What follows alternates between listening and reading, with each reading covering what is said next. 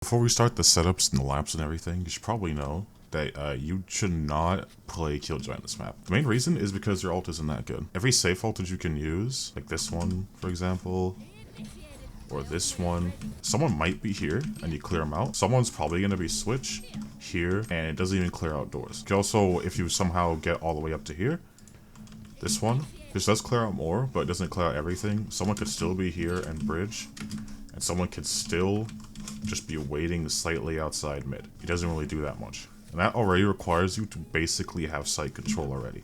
This is the one that people were doing when the map came out. This is the most relatively safe one, and this literally doesn't, it doesn't help at all. He clears out this and the close angles. It's probably gonna get killed from elbow. Someone usually plays mid on this map anyway. This one isn't that much better. This one, you have to walk past everyone already. It's not that much better. The only good ult on this map is this one, because this clears out the entire site. It clears out tunnel, it clears out arches or McDonald's or whatever people want to call it. It's good, but this requires you to already have the site, which is pretty much the running theme of this map for Killjoy. The Killjoy ult in most other maps, think of Haven or Split, you place the ult, you gain control of the site.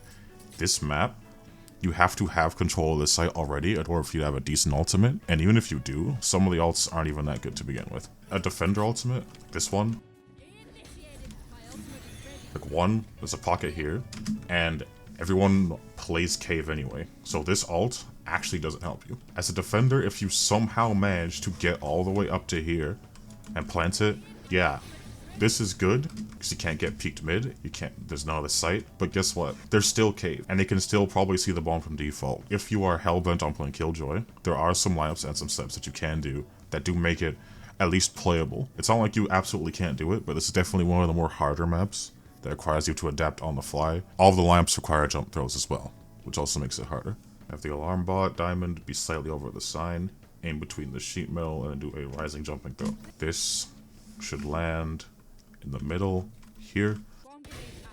Stand on this rock, and you do a rising jumping throw. Another one you could do, aim in between the leaves, and then do a rising jumping throw again.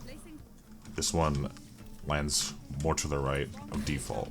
For this one, you go to the middle of this pillar, you aim at the rust here, or you have the throw diamond be on this piece of rust, and then you do a rising jumping throw. And this lands more perfectly in default, and in my opinion it's a lot easier to remember. For the next one, aim in the same spot, aim the triangle below this pipe, and then at the peak of your jump you want to throw. When you're doing lineups on A, have the turret here. This C is behind, and if they push out a cave, it's really useful for these ones in particular, because if you're doing the ones over here, they can still shoot you before the turret sees you. However, you're not safe by doing this one, because you can still get peeked from halls. Stand at these arches, aim at this brick, and then do a rising jumping throw. This will land perfectly on default. Stand at this plank, like line up with this brick to that brick, and then do a rising jumping throw. Will also land default. It's slightly slower though. If you were to place it here, it would see into elbow, it would see into here, and it would see into spawn. Toast over and something like this.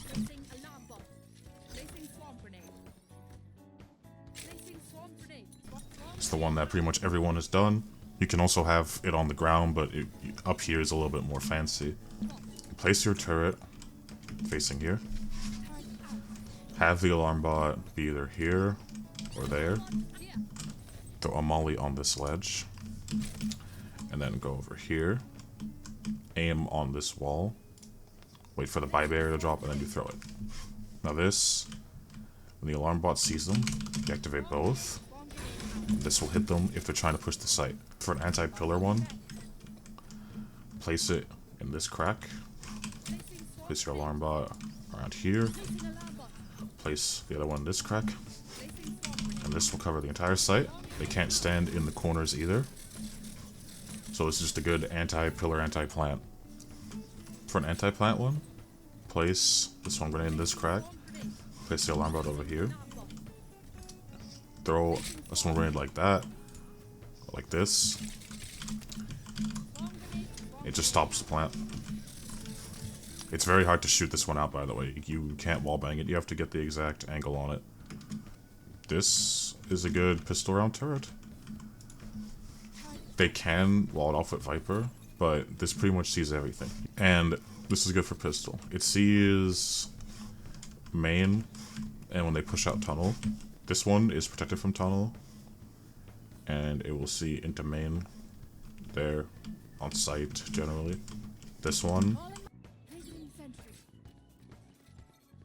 they'll see them when they're about to push out a tunnel, like right here.